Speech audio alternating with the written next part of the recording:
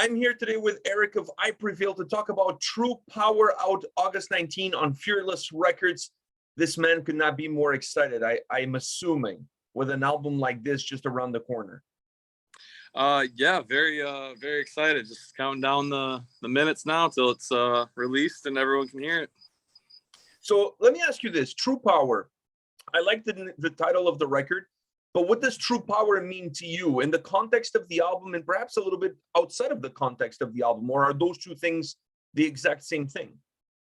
Well, True Power, I guess, is really where Trauma was a record about self-reflection and putting our heart on our sleeve, talking about things that we went through and the lows and just going through that all.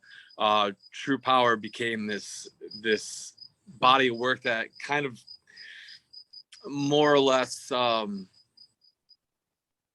the best way I can put it, it showed the cross from the going from trauma being all this like self-reflective thing to finding our true power, our strength, through these lows, through the valleys, through the hardships, through the trauma, and taking them and making those your strengths. And that's really what True Power felt like for me when working on this record. When it comes to I Prevail, is part of the true power of the band this attitude that we don't give a shit, we're going to do what we want to do, and perhaps this album is a little bit of a reflection of that strength that you guys have, that you always believe in what you're doing, not really necessarily concerned about what other people say or think about it? Yeah, definitely. Where when we started writing Trauma, going back to that again really quick, leaving Lifelines and moving into Trauma, there's a lot of people like in the business side, the management label, other bands that all were like, well, you want to really succeed, you got to do it this way, or you really need to write a song that's like this, and everything in between. And we let go of our management. We just shut out everyone else that was telling us we were doing things wrong, and just pushed back on it. And we're like, we're doing it this way, we're going to do it the way that we want to. And that's how Trauma came. And now moving into True Power, we really took that and we're like, you know what, we proved to everyone and proved to ourselves mostly that we took chances on the music, took chances on being on the creative end of things on the last record. Let's push the boundaries, let's push the limits on what a heavy song can do. Let's push the limits on the new metal aspects of the record, where the rapping and metal combined, and the choruses, let's make this choruses the biggest, catchiest choruses we can when it calls for it. So yeah. When it comes to the hard work that you guys put into this album, where does it rank for you compared to the previous records? Well, we were in the middle of a tour in Europe when the pandemic was at its peak, and we had to turn around and come home. And after realizing this wasn't going to be over in 2 or 3 months, we were like, well, it's time to write a new record. And we're in the past, we've had a month to 2 or 3 months to demo stuff, and then finally set a month down to write and record and finish everything. This time around, it was indefinite. We had no mark on the calendar of when it needed to be done.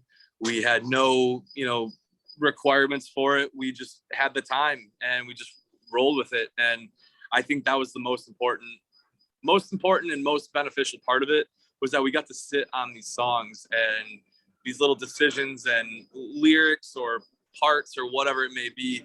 We got to live with it. We'd write for 3 weeks or so, take a week, maybe a month off, and then get back into it for another week. And have that time to live with the music was very important, and helped guide a lot of decisions and challenging parts that we were stumped on for weeks. A month or two later, coming in and being like, yo, I just came up with this part, I think it fits perfectly, let's try it. So I got planes flying over. Man, 1 second. you're a famous guy. It's probably the paparazzi. So the having this time to work on the songs, was that beneficial in terms of not getting into the weeds too much and having time to kind of let the songs breathe? Is that where you're trying to get to? Absolutely. We had like some of these songs, like for example, just released today, Self Destruction, and that was a song that we had a vision of, like, let's start off with the most pissed off riff that we can start with, and started building the bed of that. And we got to the chorus, and like, let's you know what, got this out there lyrical part. I could see it kind of going this way, and we laid a couple demos down and lived with it. And after some time, we were like, you know what, that it's out there, but it just feels right. So just kept, making decisions like that, where, at first it's like, man, this is kind of out there for us. Well, after some time reflecting on it and writing more to it, it just felt right. So just kept chasing that feeling, let the songs kind of write themselves. Well, when it comes to that writing process, are you guys a band at this point that you don't necessarily look at what you've done in the previous albums, instead you start to look at what you want to do in the future records? Is that how your creative process works? That's tough. I feel like going into Trauma, it was that way. It was, let's set off to make our own name and really put a stake in the ground and say, this is ours. This is what we are. This is what we're going to be, and claim that territory. And now with this, where Trauma, how well that was received and where that landed, it kind of gave us the kick in the ass to be like, well, we did it before. Let's kind of do it again. But when pushing boundaries and trying new things, me as a fan of metal and other big artists that have done big changes and tried new things, I feel like it was very important to us not to alienate our fan base, where when we go to write something crazy, don't want to be super self-indulgent when writing a part that you're like, oh, this is sick, I like it. Well, let's take a step back, and does it fit? Does it sound, is this just the dopest thing possible? So it's kind of tough walking a line of, like, not looking back at our old stuff, but looking back at our old stuff and seeing, well, the risk we took there was well received. I think this song deserves, taking another risk. One thing that I think everybody's going to talk about this record is how diverse the sound is from the first all the way to the last track. There's a lot of ebbs and flows throughout this record. It's a total roller coaster ride from start to finish. What was the catalyst for that kind of diversity on the album? I think it was, I keep going back to Trauma, but that was us dipping our toes in of the experimental side of certain songs. And like I said, seeing how well that was received, it was, let's push the boundaries even further on this record. And the whole album in itself has themes that tie through other songs. So where some songs seem like, if you took them and isolated two separate songs and say, well, I don't see how these, sonically fit on the same record. Well, if you take this ride with us on this record, you'll see that there's themes that tie through certain songs and tie these things together down tightly. And it took a lot of work, but I'm very, very proud. I don't want to say it's a concept record at all, but like I said, it's got a lot of themes that relate, some lyrics that are repeated, and it's all on purpose, and I'm really proud of it. Is it challenging to make an album when you have this sort of diversity to deal with, specifically when it comes down to the track listing? You still have to make sure that the album has a nice flow. So when you have this much diversity, like how challenging is it? It can be pretty challenging, but when we're going through the writing again, back on the whole spending 2 years with it, we would start a demo, get from the intro, the verse to the chorus, and take a break, and then go on to another song. And after we had a small pool of songs, you kind of see where the demos are shaping, where this record is kind of going towards, and then start making decisions. Well, we're leaning this way in certain aspects. We're kind of missing out on this sound that we've incorporated in the past. Let's take a shot at going down this avenue. So when we get to more demoing, and I think there's 2 or 3 songs that didn't make the cut because they all kind of pushed in a certain direction with the record. So it is a challenge, but It's a fun one. It's a fun one to put that all together. And like you said, with the album, the track listing, it's a roller coaster. It's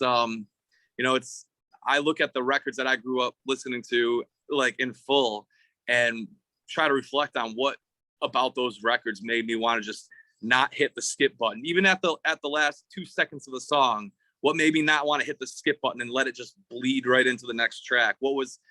And try to take those elements and incorporate them into our own and have that.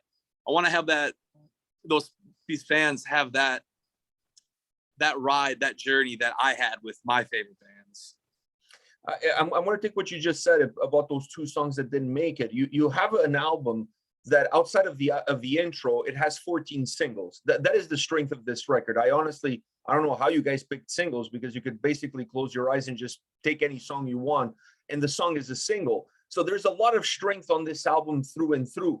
But it's also an album that kind of overextends itself. Like, we live in an age where people have short attention span. You're looking at 15 songs. Were you guys worried about that? Did you guys thought about, okay, there's a lot of quality here, maybe we can make a full-length record and then release an EP down the line? Was there any of that stuff being thought about before you guys finalized the track listing?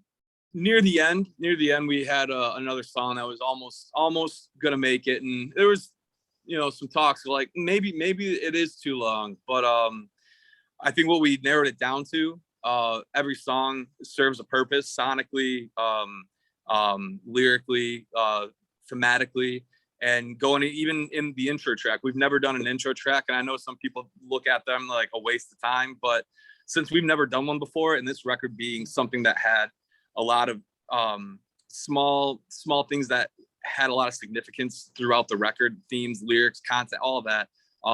The intro track was, it's kind of set, it's to put you into this world. Like, you put the record on, you let it roll, and it's supposed to make you feel like you're part of something bigger. You're taking a whole ride. You're not just finding a little clip for your TikTok. You're actually taking this piece of art and listening through. And I know that's a lot to ask for of kids nowadays, with this 15-second attention span, but that's why we make sure each song can stand on its own and is the best thing that we personally can create.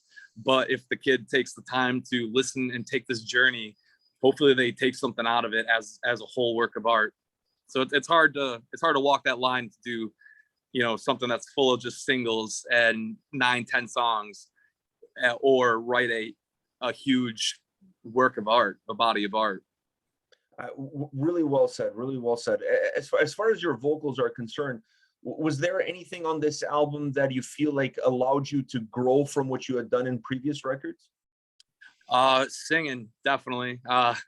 There's 3 or 4 songs that I not only just rap on, I do some singing, especially the last song, Doomed, about a piano ballad that we wrote, that Brian and I both shared together. And that was sang a line here and there on past stuff, but this was a record I was lucky enough to have the chance to really push myself as a vocalist and try new things. So that's another selfish reason why I'm extremely proud of this record. Do you have like a vision board before an album is put together of all the things that I want to do this on this album? I want to throw this in there. Like, are you that kind of a guy, or you're a little bit more organic in your approach? I don't want to sound like a cop out on some of these questions when I say it's like walking a line, but I have a small Pinterest board of like just and it's like just abstract visuals of like when I'm closing my eyes, or I smoke a little bit and go listen to a record, and you just feel it. You sound like a hippie here, but you just you feel it. When we were taking some of these demos, I was listening and just looking through abstract art and paintings and stuff, and just trying to get just a vision, a feel for it, like a weird feel for it. And sonically, musically, up until we start really demoing stuff, there'll be songs that I'll bookmark or I'll save on my Spotify that I was like, whoa, that gave me a feeling. Like, I not oh, that riff was cool, or I like that lyric, but man, that song moved me in a way. Like that breakdown, or that hook when the chorus came in, or whatever it is, like that. I want that feeling. How do we create that feeling with our own music? So I'll have like a loose feel of things, a vision board, I guess you could say, but a lot of it does come organically when we're sitting in the studio. I can't remember how the question was phrased prior that I've had, but it's like, how do you come up with, when you get to the second verse, like I think the question was about Body Bag, and going into the chorus, into the second verse that had that big drop, and Self-Destruction that goes into this crazy outro.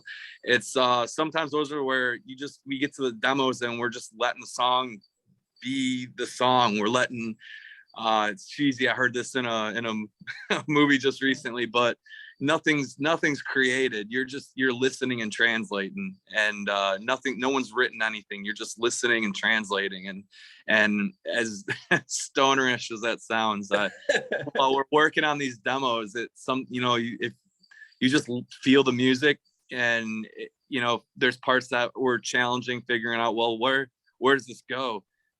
Just let's play the demo. Let's take this, just loop it a few times. Let's see where you feel it. Where does it feel like it's going? And it's probably going to be the most stoner-esque thing I say, but it's a good mixture of both.